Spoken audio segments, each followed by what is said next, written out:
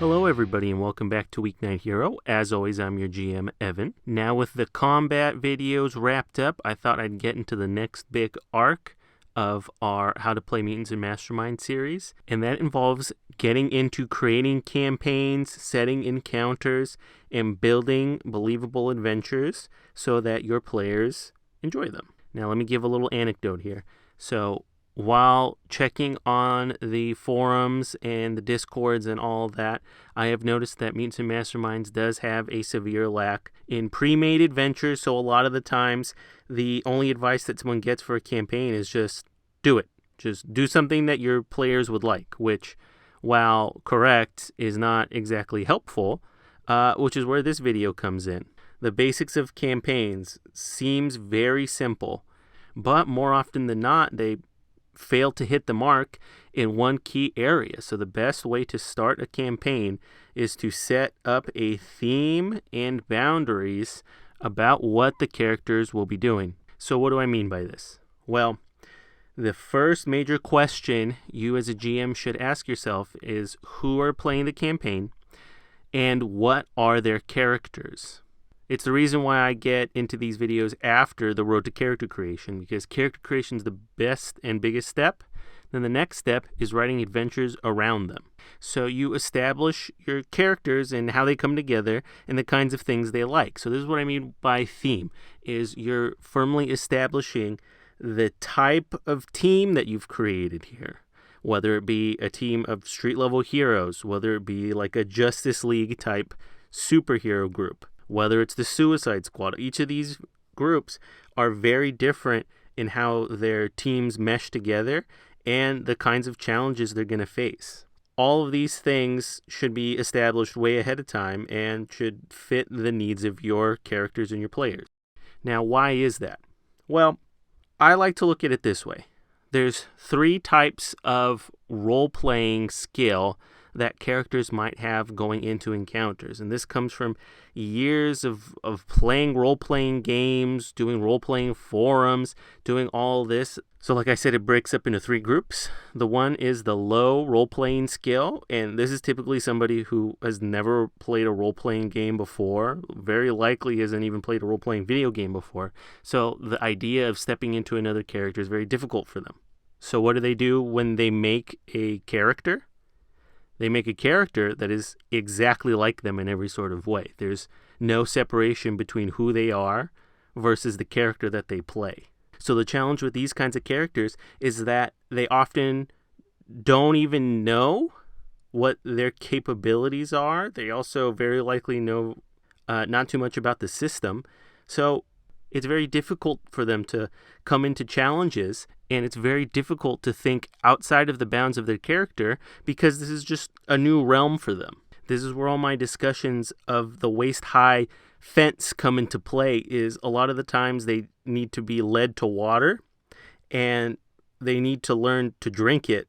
And a lot of your campaign building might revolve around leading these horses to water, or signposting challenges so that while they know that what they're doing right now isn't working, you might want to at least allude to a way to fix it so that their problem-solving skills get kicked into gear. Now, next is the medium role-playing skill, and I would say that these people typically play a certain archetypal character more so than anything. This is like a character actor. Like, this character will just play the types of characters that they like or they like from popular culture. So it might be something where your character is the hard-boiled detective. It might be something where your character is the assassin turned good. They might play the quippy, quirky, flirtatious character because now they've stepped outside of who they are and they kind of want to play a heightened version of who they are, or perhaps a different person entirely. So the key thing that you need to do with them, on top of the signposting that you might do for a lower skilled player, is you want to give them opportunities to show how different they are from your standard character.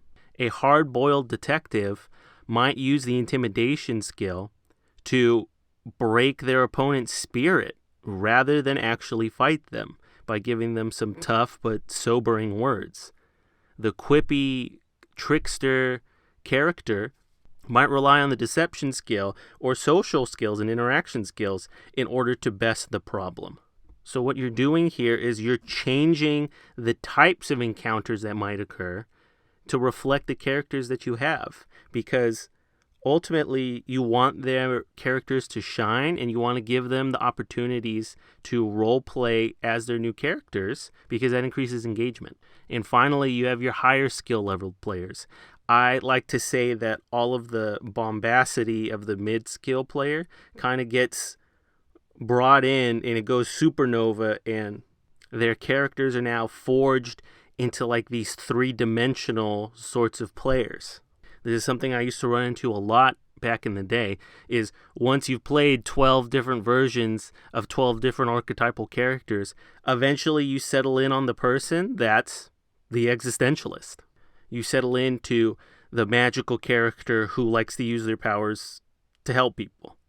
And ultimately, their concepts for characters seem so basic and rather tame, but their role-playing skill has grown and surpassed the other characters to such a degree that it's difficult to put into words exactly what they mean. But if I were to describe, like a repentant sorcerer whose foolhardy and ambitious past showed them that the true meaning of life is helping others, it might honestly sound rather tame. But it's more so about what they're going to do in the character that makes you realize, oh, that's like a Doctor Strange type of character. There isn't too much that you need to get engagement out of these players other than having unique challenges that might test the abilities that they've honed over time. You don't become a master player of something without wanting to be challenged. So I think this is where you really need to delve into complex challenges, because you already have engagement from them. You already have the understanding of the system, because more likely than not, they've played it enough times that they understand just generally how these systems work, and they just want to show ways that they can be challenged. The next part is establishing characters' strengths and weaknesses. So this is more so what the players want to get out of the campaign. If you have a character that is a gun-wielding marksman and they want to deal with combat challenges, then that's something to note, is they would prefer combat challenges. Perhaps they want to rely a little less on social engagement or stealth-type encounters. Okay, great. So let's add that to the list of cons, and maybe that's not something you want to focus on.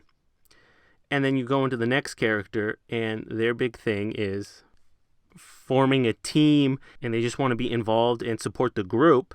Then that there want to be challenges where they work together, or they might be broken up into different teams that they don't usually work with, and they want to see each other's skills really shine. Finally, you might have a character who doesn't know what they want at all and might just want to go along with what everyone else is doing.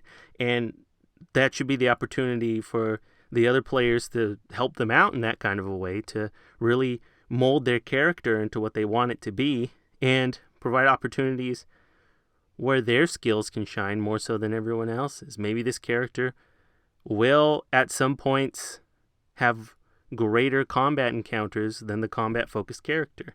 That might play into it once in a while. And once you have this list of what they can and they can't do, and what they can and can't do with their powers, that's when you know what types of villains to create, what types of skills you should be employing more often than not. So once you start jotting these things down, it should start to become real for you and evolve into something like, oh, well, now I have an idea what we can do to really show off somebody's combat character. Oh, no, I really know what to do that emphasizes teamwork, or I have something that really works with somebody's technology skill. And from there, the framework builds up. And finally, as a tiny addendum to it, make sure you keep track of the length of your campaign and you gauge the involvement of all the players in it. More often than not, I've seen campaigns fizzle out because they did not gauge the involvement of every single player, and some of them might be more invested than others. If so, great. There's nothing wrong with it. You build your characters and encounters around the person with the least involvement, and you break the stories up into manageable chunks. If you can afford to run like a long-form constant session game, by all means do it. But always leave your players wanting more, and if you can set a firm season finale for your characters to give them time to rest and recuperate and rebuild that investment, that's all the better. But that about wraps it up for the campaign basics video. There's tons of topics that I just started mentioning in this without fully getting into, and those will be the basis of the coming videos. So as always, like, comment, and subscribe. Spread the word, comment. I love to hear and have discussions with you about Mutants and Masterminds, and stay tuned for the next video.